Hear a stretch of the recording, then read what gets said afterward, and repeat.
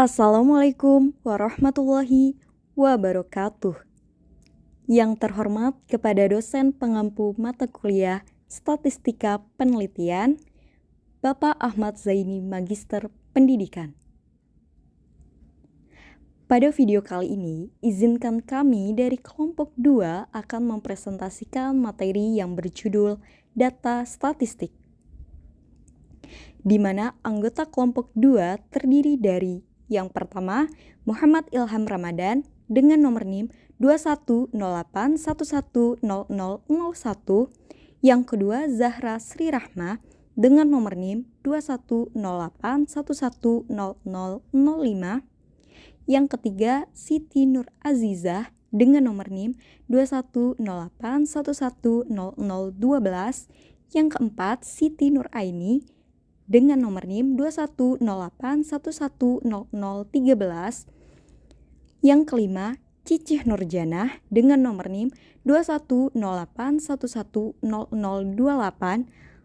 Yang terakhir ada Imas Fatmawati dengan nomor NIM 2108110029. Baik, selanjutnya ada pokok pembahasan pada materi kali ini. Apa aja sih? Yang pertama ada pengertian data statistik. Yang kedua ada penggolongan data statistik. Yang ketiga, pengumpulan data statistik. Yang keempat, instrumen pengumpulan data statistik. Yang kelima, cara membuat instrumen pengumpulan data. Lalu yang terakhir ada penskoran dan tabulasi data statistik. Langsung saja pada pembahasan yang pertama, yaitu pengertian data statistik. Baik, langsung saja kita ke pengertian data statistik. Apa itu data statistik?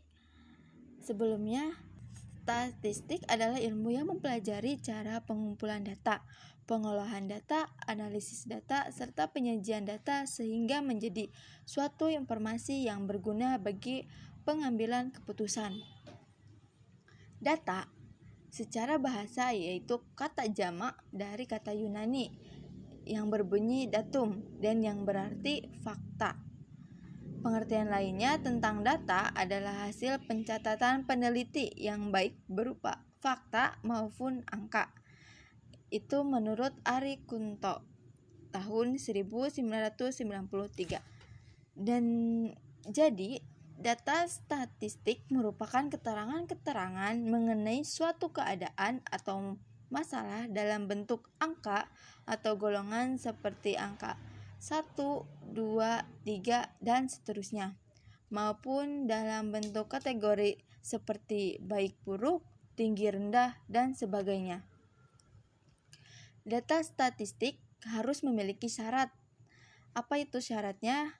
Ada objektif, relevan, sesuai dengan zaman, dan representatif. Langsung saja yang kedua, yaitu ada penggolongan data statistik. Yang pertama, ada penggolongan data berdasarkan sifat data, yaitu ada dua. Yang pertama ada data diskrit atau cacahan. Data statistik yang berbentuk bilangan bulat sehingga datanya tidak berbentuk pecahan. Contohnya yaitu seperti mahasiswa jurusan Terus Bahasa Indonesia kelas A yang berjumlah 35 orang. Nah, yang kedua yaitu ada data kontinu atau ukuran. Yang artinya data statistik yang berbentuk bilangan bulat dan pecahan sebagai satuannya. Seperti data statistik ukuran baju siswa 13 sampai 13,5, 14 sampai 14,5, sampai 15,5 dan seterusnya. Bagian B, penggolongan data berdasarkan cara penyusunannya. Dibagi menjadi 4 bagian, yaitu ada data nominal atau hitung. Data nominal adalah informasi statistik yang mencakup nilai numerik yang tidak berarti. Nilai numerik pada data ini hanya representasi dari hal yang diteliti. Selanjutnya ada data ordinal, yaitu data statistik hierarkis yang selisih antara dua bilangan tidak kontinu atau tidak mempunyai interval, namun tetap mempunyai kekuatan. Data interval, yaitu data yang memiliki interval sama antara satu dan lainnya yang telah ditetapkan sebelumnya. Selanjutnya ada data rasio, yaitu jenis data yang paling canggih adalah data rasio. Pengukuran panjang, tinggi, dan berat semuanya termasuk dalam kategori ini karena semuanya mempunyai nilai interval yang sama dan bernilai 0. C. Penggolongan data berdasarkan bentuk angkanya. Dibagi menjadi dua bagian. Yang pertama ada data tunggal, yaitu data yang angkanya berdiri sendiri atau yang tidak dikelompokkan serta tidak tergantung terhadap data lainnya. Contohnya, data berupa nilai hasil ulangan harian siswa, masing-masing angkanya merupakan satu unit atau satu kesatuan. Selanjutnya data kelompokan, yaitu data yang setiap unitnya terdiri dari sekelompok angka dan saling melengkapi. Contohnya, data berupa nilai hasil ulangan harian siswa, tetapi angka-angkanya dikelompokkan seperti nilai 80 sampai dengan nilai 84. D. Penggolongan data berdasarkan sumbernya. Dibagi menjadi dua bagian. Yang pertama ada data primer, yaitu data yang dikumpulkan dari sumber asli, termasuk data empiris dan laporan langsung. Contoh dari data ini yaitu data tentang penggunaan deterjen yang diperoleh oleh perusahaan deterjen dengan mendatangi langsung ibu rumah tangga di Kelurahan A. Selanjutnya ada data sekunder, yaitu data yang diperoleh dari berbagai sumber yang telah ada atau peneliti mendapatkan data itu tidak secara langsung dari objek penelitian yang dilakukan. Contoh dari data ini yaitu jumlah penduduk pada suatu daerah dari tahun 2000 sampai dengan tahun 2006 diperoleh dari BPS. E. Penggolongan data berdasarkan cara memperolehnya. Dibagi menjadi dua bagian.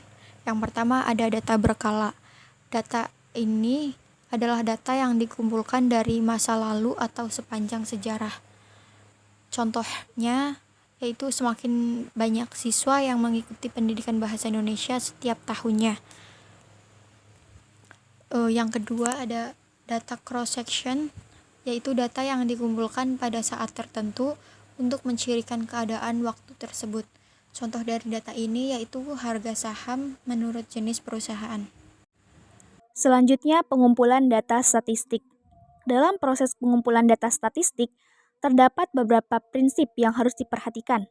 Antara lain, yang pertama, mengumpulkan data selengkap-lengkapnya. Dalam pengumpulan data statistik, harus berupaya untuk menghimpun data yang selengkap-lengkapnya, bukan data yang sebanyak-banyaknya. Sebab, data yang banyak belum merupakan jaminan bahwa data tersebut cukup lengkap. Kata lengkap di sini mengandung pengertian bahwa volume data sebagaimana yang direncanakan dapat dicapai dengan sebaik-baiknya. Tidak ada data yang tercecer atau terlupakan untuk dihimpun, sehingga mengakibatkan kesulitan dalam penganalisisannya. Oleh sebab itu, diperlukan adanya perencanaan yang tuntas. Yang kedua, mempertimbangkan ketepatan data. Pertimbangan mengenai tepat tidaknya sebuah data meliputi ada jenis data, waktu pengumpulan, kegunaan atau relevansinya sesuai tujuan, dan alat atau instrumen yang dipergunakan. Yang ketiga ada kebenaran data. Data yang dihimpun hendaklah data yang benar-benar dapat dipercaya atau dijamin kesahihannya. Mengandung pengertian bahwa di samping data itu merupakan data yang benar, bukan data palsu atau data yang dipalsukan, juga merupakan data yang bersumber dari pihak yang memang berkompeten untuk diminta datanya. Pengumpulan data penelitian dimaksudkan sebagai pencatatan peristiwa atau karakteristik dari sebagian atau seluruh elemen populasi penelitian. Pengumpulan data statistik dapat dilakukan dengan dua cara, sebagaimana menurut Supardi tahun 2017. Yang pertama ada sensus. Sensus merupakan cara pengumpulan data dengan mengambil elemen atau anggota populasi secara keseluruhan untuk diselidiki, atau pengumpulan data melalui populasi.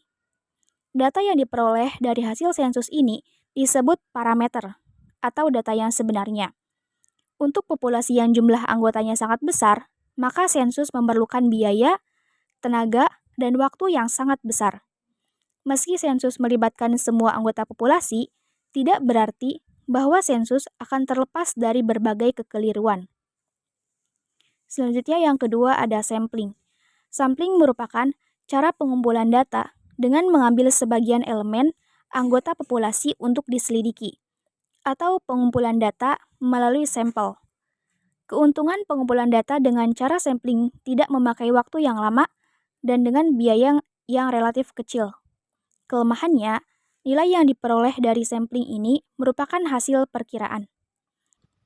Selanjutnya ada instrumen pengumpulan data statistik. Yang pertama ada tes. Tes merupakan serangkaian pertanyaan, latihan, atau alat lain yang digunakan untuk mengukur keterampilan, pengetahuan, dan juga sikap seseorang. Yang kedua ada angket atau kuesioner, yaitu sejumlah daftar pertanyaan atau pernyataan yang sudah disediakan jawabannya untuk dipilih. Yang ketiga ada interview. Interview atau wawancara merupakan pertemuan antara dua orang untuk bertukar informasi dan ide melalui tanya jawab. Kemudian yang keempat ada observasi. Observasi merupakan kegiatan pemusatan perhatian terhadap suatu objek atau mengadakan pengamatan secara langsung. Yang kelima ada skala bertingkat yang merupakan suatu ukuran subjektif yang dibuat berskala. Instrumen ini dapat dengan mudah memberikan gambaran penampilan. Kemudian yang keenam ada dokumentasi. Dokumen berarti bahan-bahan keterangan tertulis. Dalam penelitian, peneliti menyelidiki bahan-bahan tertulis seperti buku-buku, majalah, dokumen, peraturan-peraturan, notulen rapat, dan sebagainya. Baik, selanjutnya yaitu poin E, cara membuat instrumen pengumpulan data statistik. Yang pertama yaitu definisi konseptual. Definisi konseptual adalah pengertian atau konsep yang akan diterapkan dalam penelitian, yang dijabarkan secara konseptual untuk menggambarkan variabel atau fenomena yang akan diteliti. Misalnya, jika penelitian akan mengukur kualitas pengajaran guru, definisi konseptualnya dapat berupa gambaran umum tentang aspek-aspek apa saja yang dianggap penting dalam pengajaran, seperti pemahaman materi, kejelasan penjelasan, interaksi dengan siswa, dan lain sebagainya. Yang kedua, definisi operasional. Definisi operasional adalah konversi konsep atau variabel dalam penelitian menjadi sebuah ukuran atau variabel yang dapat diamati dan diukur secara empiris. Dalam contoh kualitas pengajaran guru, definisi operasionalnya dapat berupa daftar indikator yang dapat diukur, seperti skala penilaian untuk pemahaman materi, checklist untuk kejelasan penjelasan, dan rubrik untuk menilai interaksi guru dan siswa. Lalu yang ketiga, kisi-kisi kinerja guru. Kisi-kisi kinerja guru adalah rancangan atau struktur instrumen penilaian yang berisi daftar kompetensi atau aspek yang akan dinilai serta bobot atau pentingnya setiap aspek tersebut. Misalnya, kisi-kisi kinerja guru dapat mencakup kompetensi-kompetensi seperti perencanaan pembelajaran, pelaksanaan pembelajaran, dan evaluasi pembelajaran dengan bobot atau skor tertentu untuk setiap kompetensi. Kemudian yang keempat, kalibrasi instrumen penilaian. Kalibrasi instrumen penilaian adalah proses menyesuaikan atau mengatur ulang kembali instrumen penelitian agar sesuai dengan tujuan penelitian.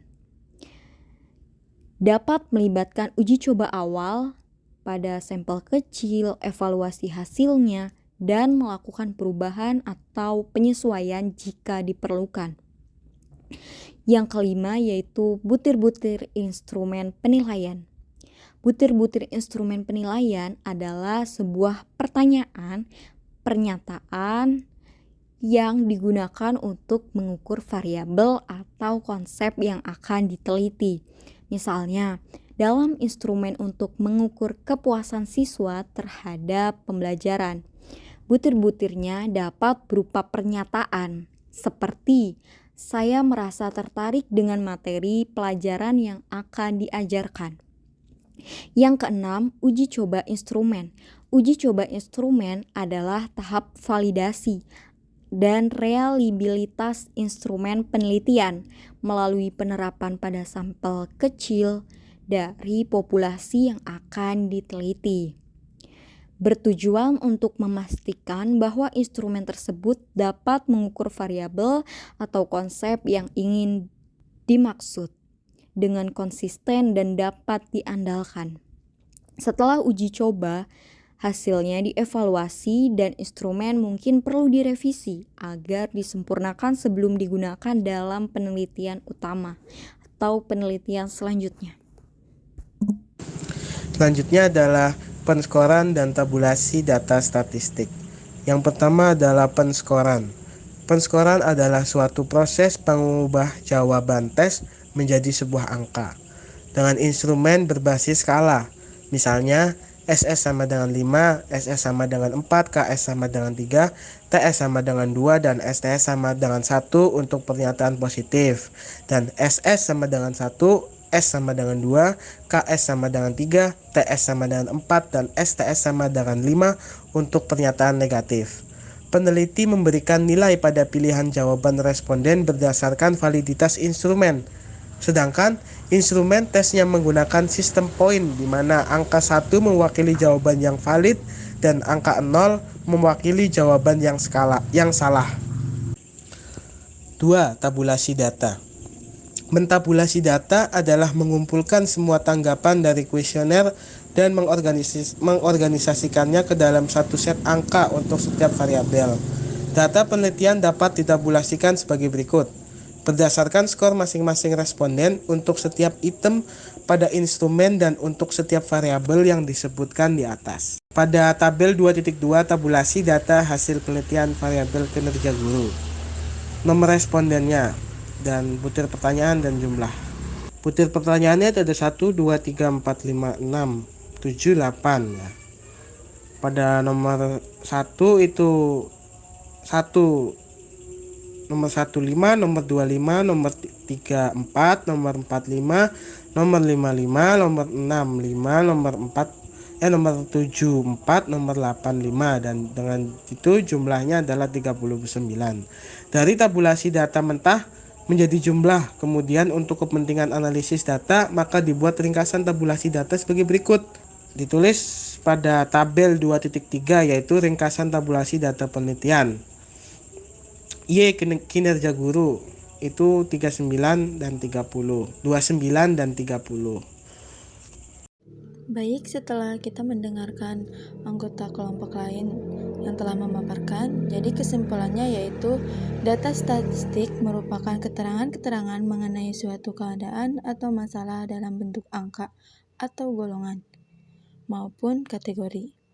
Penggolongan data statistik ada 7 berdasarkan jenis data, sifat data, waktu pengumpulan, sumber data, cara memperoleh, cara penyusunan, dan bentuk angka.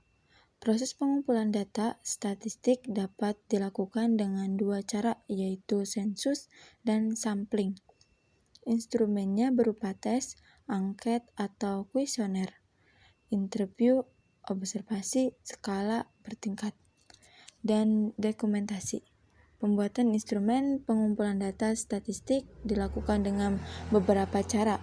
Penskoran dan tabulasi data juga diperlukan dalam statistik. Baik, mungkin itu saja yang dapat kelompok kami sampaikan. Kurang lebihnya mohon maaf. Billahi taufiq wal hidayah. Wassalamualaikum warahmatullahi wabarakatuh.